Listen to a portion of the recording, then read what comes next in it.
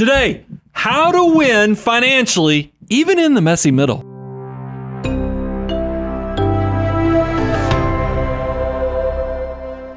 Brian, I am so excited about this show because I feel like this is one of those things like I am going to be the person, I'm going to kind of be laying on the couch, but also kind of sitting in the chair talking to the person on the couch because the messy middle is just, I think, one of the most unique stages of life that a lot of people go through.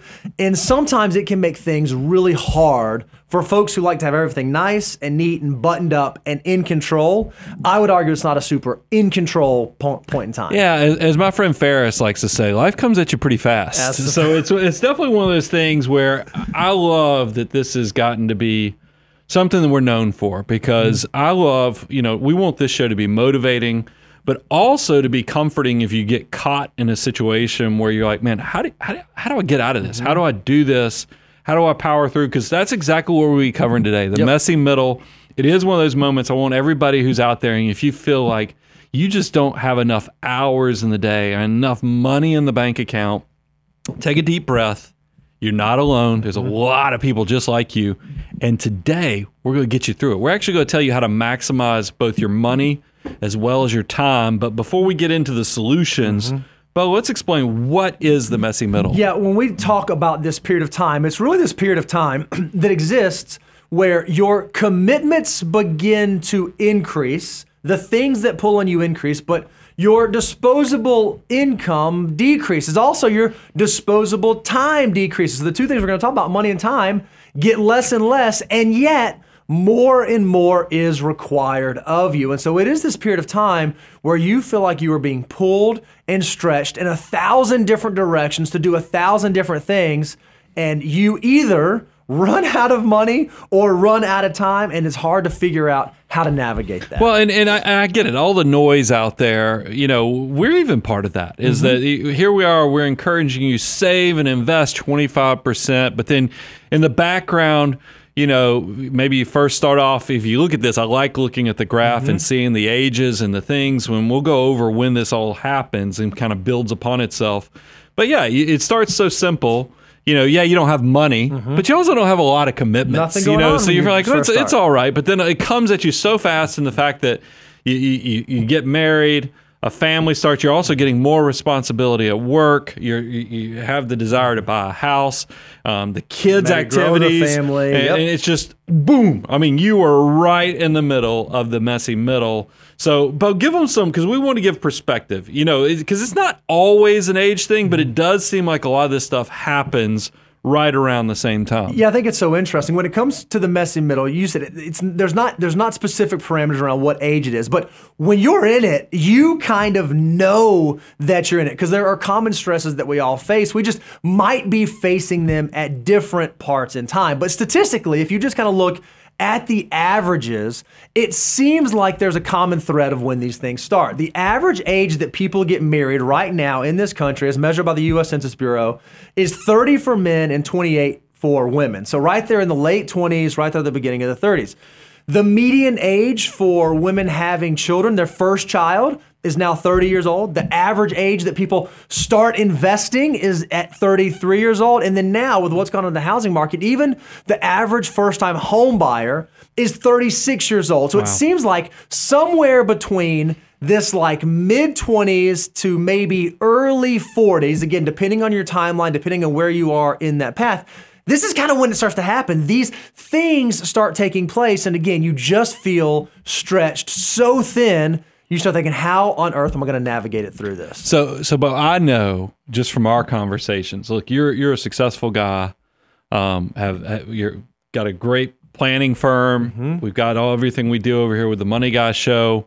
But I just know from talking with you, you're in this to a degree. Just because time, commitments, babies in the house. I mean, you kind of reflect this in a lot of ways. What I think is so interesting about the messy middle is that you can have one part or piece of your life kind of okay, right? So maybe like, oh, you know what? I'm drinking a gallon of water every day. Check, good. Or I'm exercising every day. Or maybe I've got the money thing figured out. But then you get home and the kids are crazy. Or maybe I got the kid thing figured out, but the money stuff is tight. Or I'm in the house, or I want to.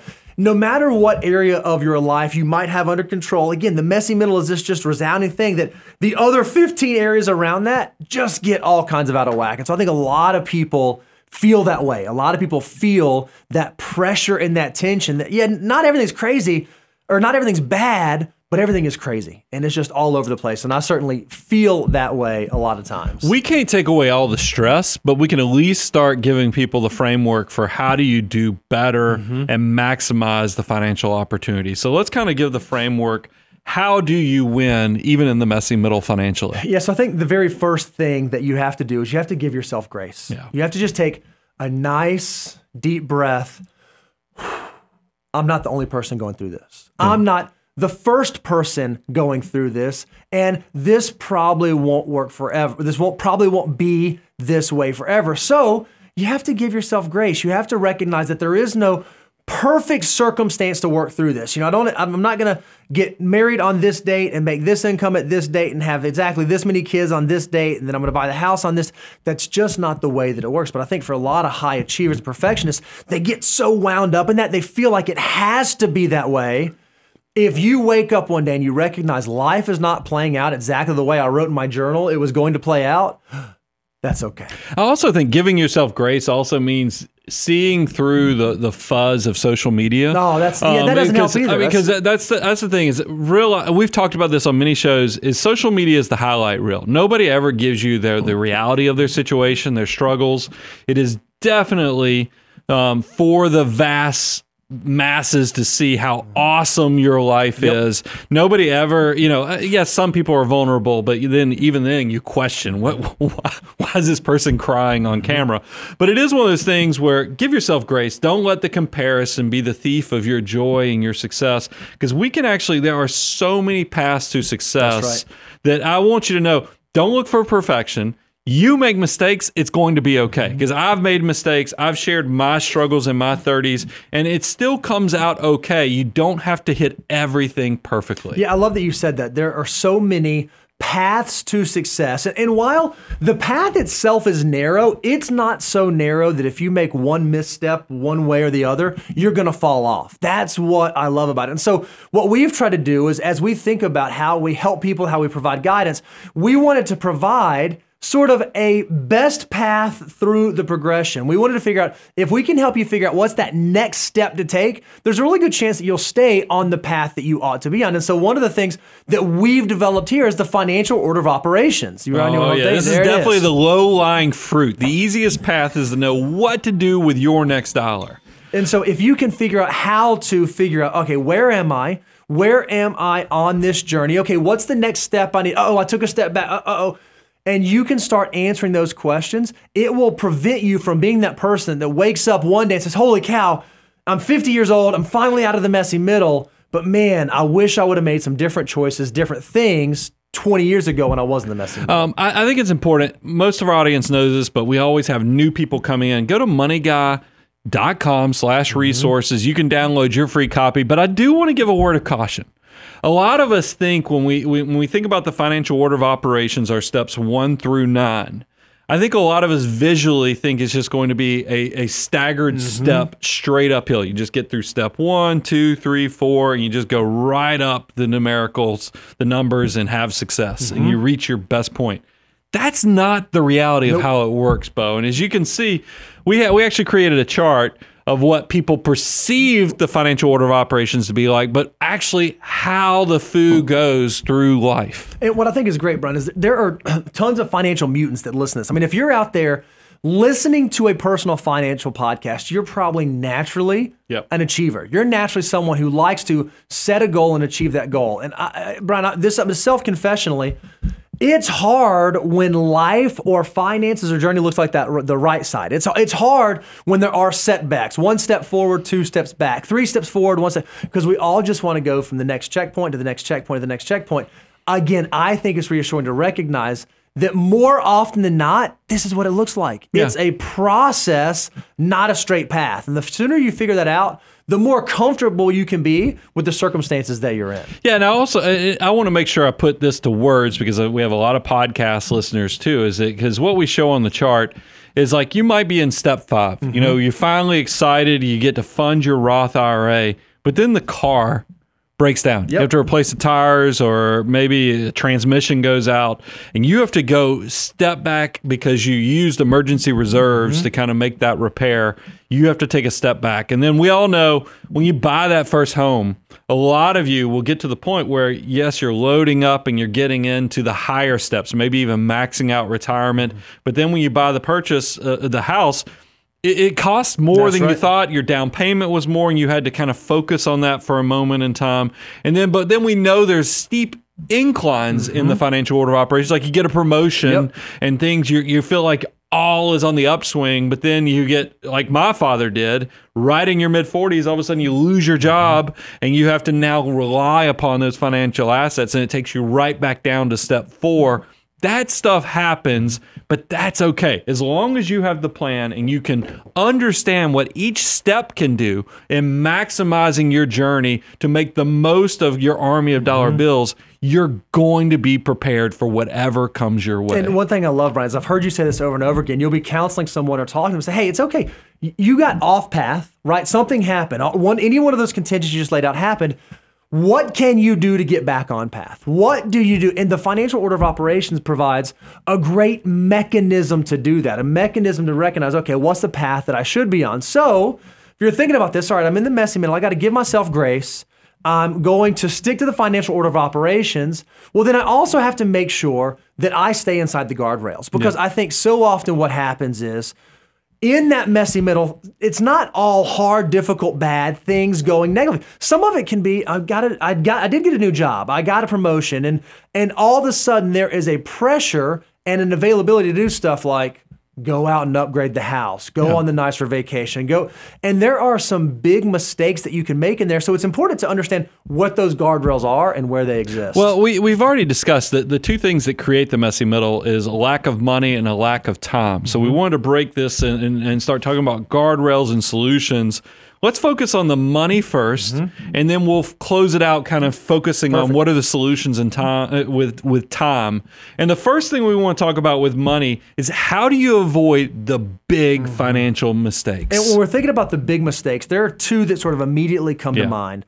One is failing to plan. If you're like, this always came up when I was a child. It said, failing to plan is planning to fail. Oh, yeah. These are those folks who don't actually save up a little bit of today for the unknown tomorrow. You don't have the emergency fund in place. You don't have the $1,000 covered. I mean, we know that 60% of Americans right now in this country could not come up with $1,000 tomorrow. That is a problem. So you want to make sure that you have emergency reserves in place.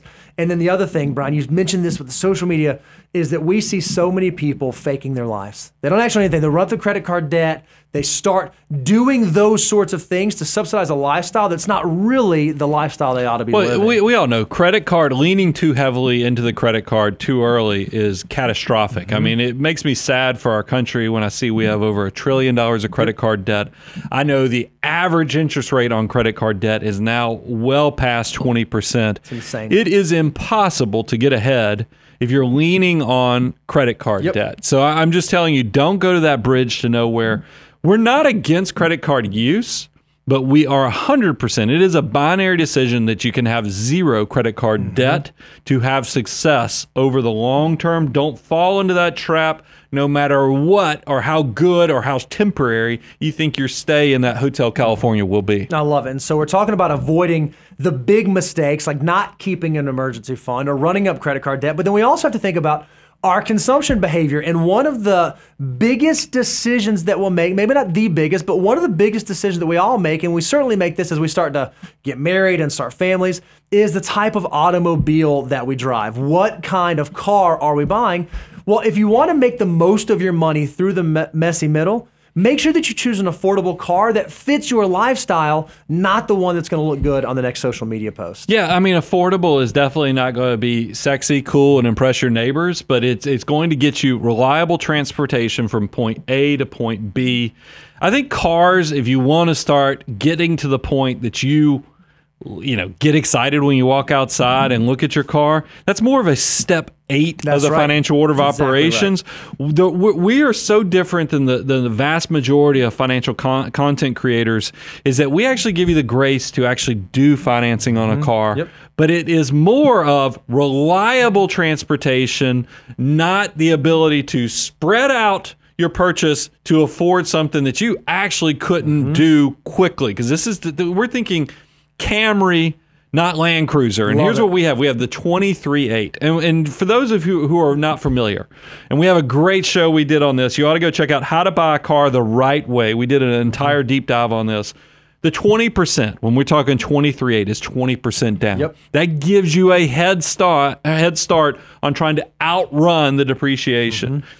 3, that is 3 years, meaning 36 months. As we see the trend that car loans are going 60 months, 72 months. It's insane. 84 months. Insane. I mean, we are in just crazy town. But I want you to bring yourself back to the more sobering 36 months, because that's going to let you see how big that car payment has to be to actually pay this thing off quickly.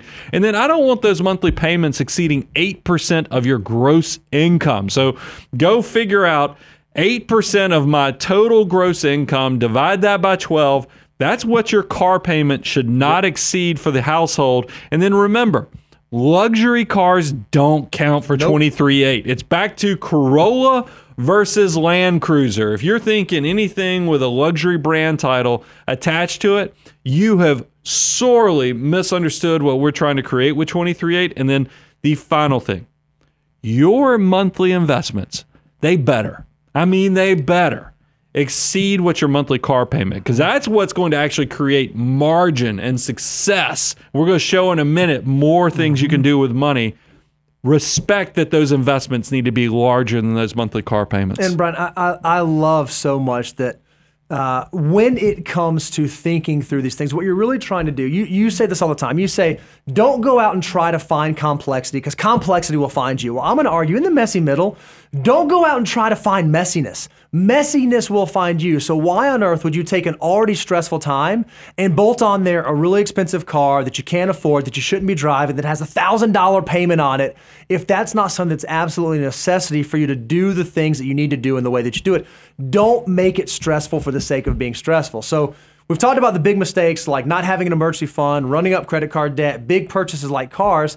I think another thing, and this is so poignant right now based on where we are in our economic cycle, is that I think if you want to make the most of your money in the messy middle, you need to wait to buy a house or wait to make that next home purchase until you can actually afford it. I think there's so much pressure out there. Again, people that love checking the boxes, moving in the checklists, they think, okay, I did this, I got to go buy a house, or I'm this age, I got to go buy a house, or I got to go buy a house. While that may or may not be true for your situation, you want to make sure you can do it when it actually makes sense to do it, so that you don't get out over your skis and set yourself up for a rude awakening. Well, we get asked a lot of questions about real estate, Bo, and we do have the buying a house rules. And just to kind of quickly review those, is that make sure you can live in this house for 7 years. You got to make sure you put down 20% on your second and any upgraded houses, but your first house, we're okay if you get in there for 3 to 5% just to get in on the home equity train. And then we want your monthly cost to be below 25% of your gross income. But the thing I think about with housing is that we had such a run up during the pandemic because I think so many interest rates were low. Everybody was focusing on, that they had to be in a house. So it just created some weird distortions. And over time, I don't know, and also geography makes a lot of location. That's why I would tell people, go moneyguy.com/resources. Not only do we have the housing rules, we have the checklist for you to go through, and it's going to really go into the details of how location matters, how long you can be there, because I worry with the compression of the returns. I mean, houses are not typically going to make 50, 60% over a 3 to 4 year period. It's going to compress what's going to happen in real estate going forward. That reversion to the mean is real.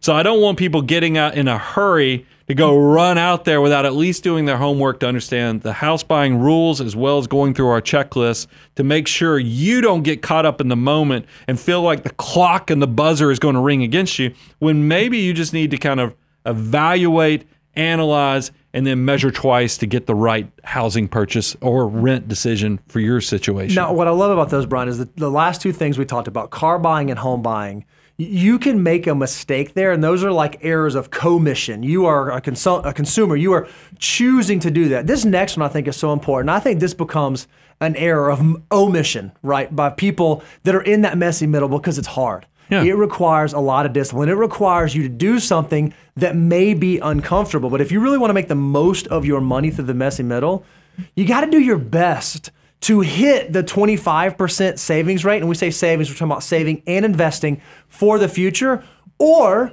at least be moving towards that. Maybe in the messy middle, you can't hit 25%. Maybe right now today, you can hit 12%. The challenge I would give you is, okay, how do I get to 11% next year? And then 13% the next? And how do I continue to move along the path in that direction? Because if you can, there's a really good chance that you're going to set yourself up so that your future self will say, man, I'm so glad I made those hard decisions when I made them. But Bo, it goes further than that. What's the why? And I love this because you came up with a lot of the underpinnings for this. We actually created a great illustration that we've put, and you can go to moneyguy.com/resources, download your free copy of this too.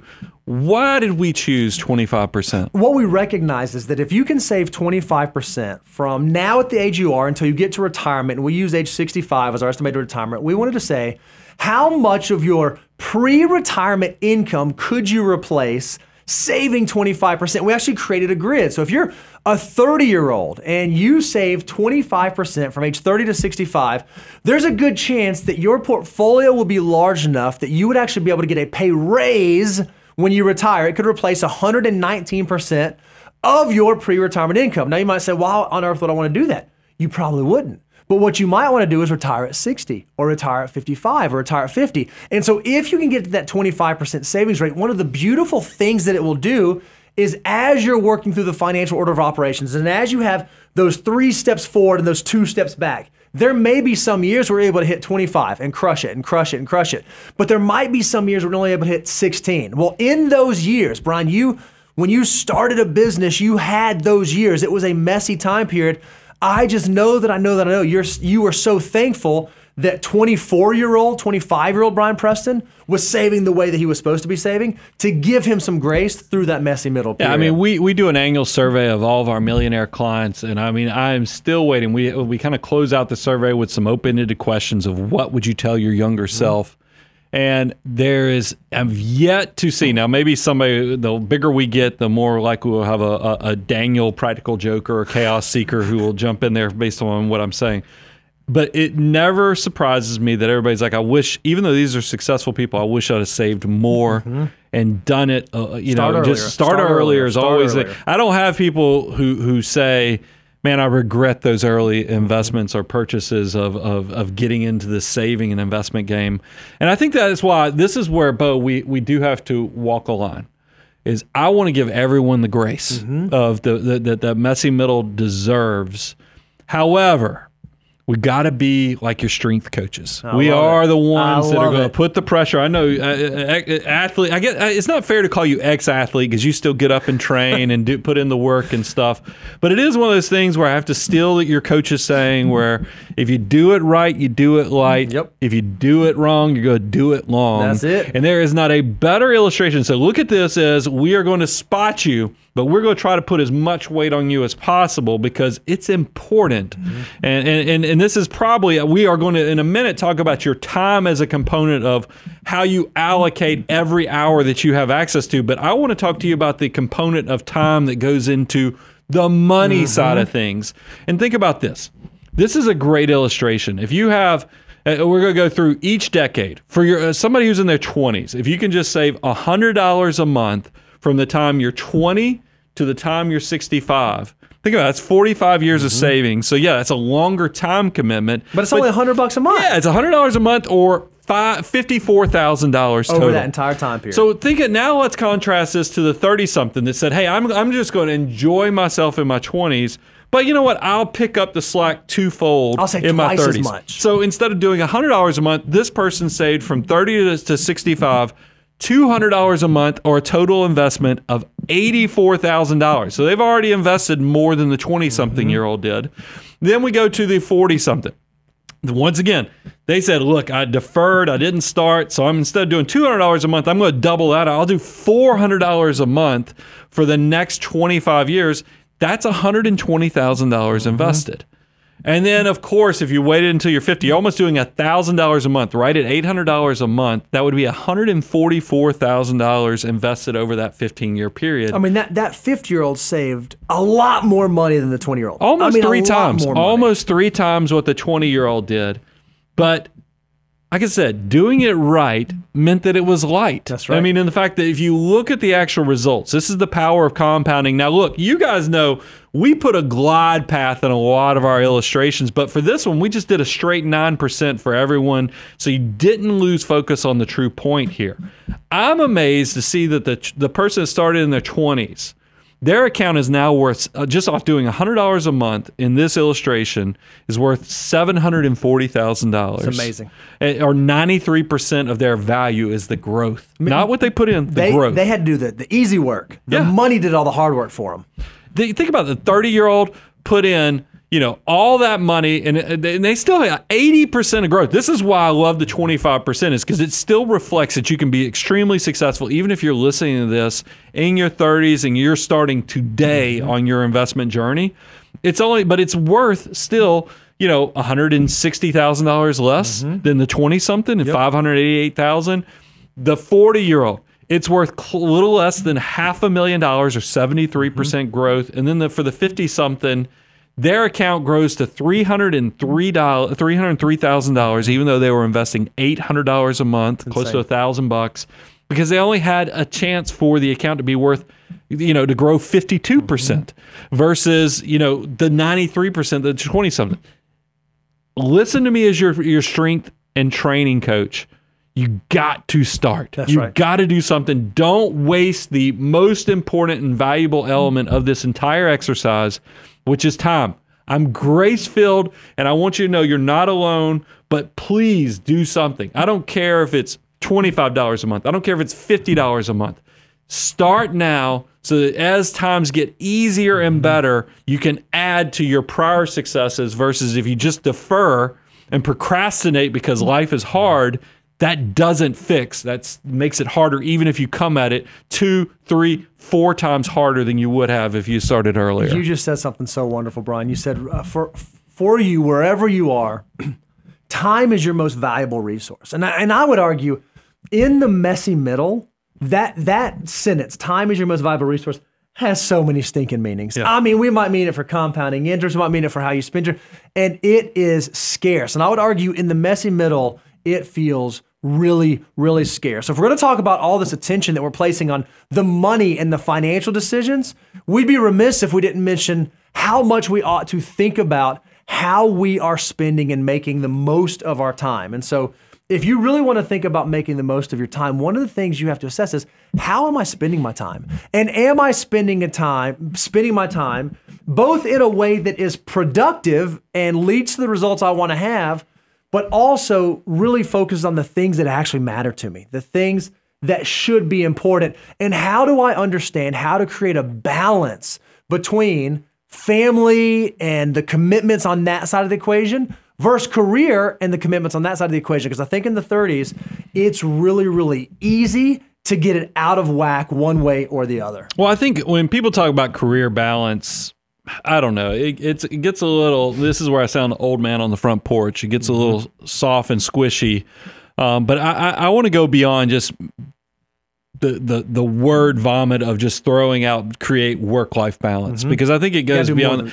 Is that you need to understand, I'm not saying that there's going to be times in your career that you're going to have to give of your time. I mean, that's part of building in the beginning. I know I come from a public accounting background. I mean, you crushed it. I mean, the whole industry is set up that way, especially during tax seasons and other peak periods where you have more work than humans should be doing stuffed into just not enough days. So it's a lot of work. That's just part of the cycle. What I'm saying here is the balance. Losing my father when I was in my 20s and seeing that, he didn't get the life, and we see this sometimes with even clients when illness kicks in way earlier than they ever thought. I just want to make sure you have a time and place for each phase of your life. I'm not saying that hard work is not going to occur, long hours is not going to occur, but just do them in the right time. So if I was challenging my 20 and even sometimes 30-year-olds who don't have the families and don't have, I think that's your time to put in those hard days. But have the vision that you put in the hard time, just like it's no different than investing. If you can do the hard work earlier, it makes options a lot more flexibility when it counts. Because I know once you get married, once you start having kids, hopefully if you did the hard lifting earlier, you get to now go to the kids' school events. You get to potentially coach the little league thing, but you've got to balance it. Have a vision so that you just don't go along for the ride and you're not an active participant. Because I meet so many, and look, don't think I'm picking on your profession, because I know both of these professions are very successful. All my fellow CPAs that stayed in the profession for the entire career, or my attorney friends that stayed in, I see that sometimes they get caught up in this where it's like, man, the more I work, the more I get paid, but it's also, there's a lot that comes out of that that's hard. And I just want you to have a vision for your career that balances the when and where, so you can create the best version of your life. That way it sounds better than a soundbite, and lets you actually look at it over the span of what does a work career look like to create the best version of yourself, to also maximize the family, so that just in case you leave earlier than you anticipated, there's not regret, and there's still legacy left with your loved ones. What I love about that is if we're going to split it into like these sort of two components, like the career, financial way that you spend your time, and then all the stuff out that. Now, we talk about families, but maybe that's not your circumstance. But the thing that you're doing outside of work, I think another thing that you really ought to think about is, how am I maximizing both sides of that equation? So if I do want to be career focused, if I do want to do that, is my job just a job where I check in at 9, I leave at 5, and I'm living for the weekend? If that's all you're doing, are you really utilizing that time as efficiently as possible? On the counterpoint, just like you said, Ron, if you're staying at the office till 8 o'clock at night and you're coming home after bedtime and you're leaving the house and you're traveling, there has to be a balance there. Well, I think a lot of us, with the best intentions, unintentionally, we allow that balance to get out of whack. And now this is one, like I am living this right now. Like we are seeing this play out presently in the life of the Hansons. You got to choose. I said kids here. You call it outside of work, but choose the activities that you're doing outside of work very intentionally. And if you do have children, think about how you're choosing those activities, because while it may be with best intentions, into an already stressful season of life, it can be adding so much more stress that may or may not be necessary. And I don't think this is completely avoidable. I mean, because you want to encourage your kids to go out there and explore and become the best version of themselves. But it does, and this gets amped up when you have multiple kids. Oh yeah, because I see so many of my friends and neighbors stressed out when they have 3 and 4 kids trying to get. By the way, I'm not. That's not a cut against. I think it's actually amazing. I sit next to somebody who's got one of those larger families, and I think it's awesome. Even in self-reflection, I kind of wish I had more kids as an older guy now. But it is one of those things where we did the research on this. And look at this slide. Average of 12 hours a week spent on child's athletic activities. Now, when you see that, you're like, well, man, that's half a day of one of my 7 days. But Bo, you put it in great context in our show prep meeting. You said, no, let's take that into how long a kid is home from school, Monday through Friday. What does it look like in that comparison? I thought about like in our life, your kid gets home at 3, and then if bedtime is at 8, ours is at 7, but if bedtime was at 8, that gives you, 5 hours, 5 days a week, 25 hours. That's half the time. Yeah. And by the way, this doesn't include like eating dinner together, sitting down as a family, working on homework, and a lot of this stuff bleeds into the weekends, like dance competitions. They bleed, and you're like, holy cow, I am losing all this time. And I'm not saying that's even bad. I'm just saying if you're not careful about it, you will wake up one day and say, holy cow, I've got 400,000 different things to get to, and it's so stressful, and we're biting and yelling and arguing, and it's not peaceful. is it actually worth it? I will say self-reflection, because it hurt my feelings at the time. But looking back, I see why my parents did it. My parents actually sat me down and they said, son, you got to choose you got to choose between all your extracurriculars. Oh, that's so wise. Well, I was doing piano, I was doing sports, and then I what else? I had two other things, because my parents were like, we can't do all the things you're trying to do because your mom is being run ragged. And I had to choose which ones I was going to do. Did I just say do? Okay, I was making sure I didn't turn it into a poop joke. But it's but it is one of those things. I want you to be very intentional so you don't create heartache and stress for your family. And by the way, we just talked about the time. I feel like I want to focus on the time, but I do want to bring it back to there's a financial cost to all this as well. We did research. We found out that extracurriculars, on average, $731 per child every year. That seemed low, actually, when I saw that. It does seem low, because I know that, like, especially if your kids are in like dance or gymnastics or travel teams, those can get up into the 4-figure or even 5-figure sums per year, depending on what your child is doing. And again, there's nothing wrong with this, but I can't tell you how many folks I see make this decision to put their kid in like crazy competitive gymnastics or dance, and the kid does it for a number of years, only to later on one day not pursue that. And you look back, you're like, man, was all that time, all that money, was it really worth it to go that hard into that extracurricular? Or could we have still had our child do that and participate in it, maybe not have it be so expensive, both in money and time cost, and we still arrive at the same place? And again, this is one of those things I think we as parents think,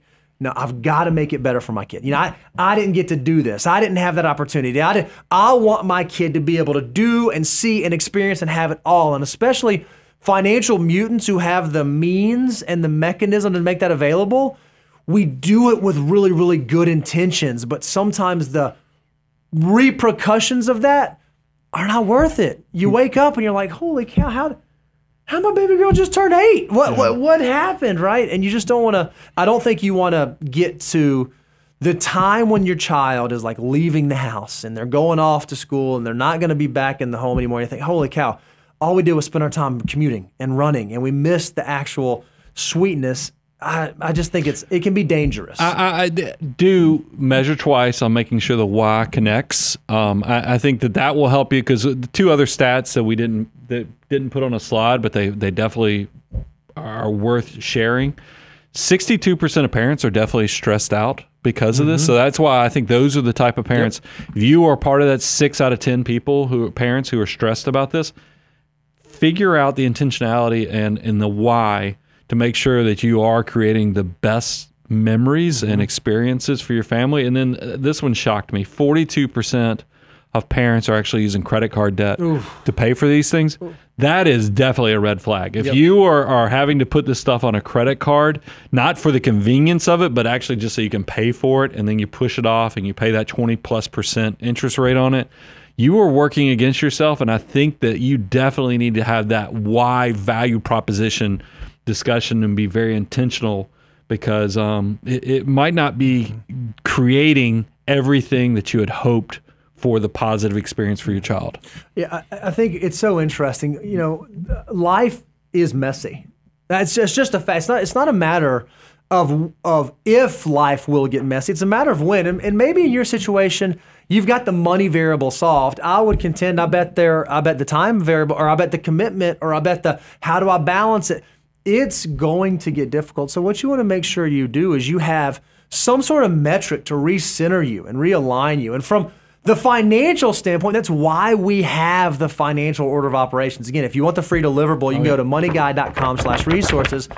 It's there so that when you are out there in the middle of the forest of life, lost, and you're thinking, I don't know what to do, you can reach down and pull out your map and say, okay, I know where I want to go.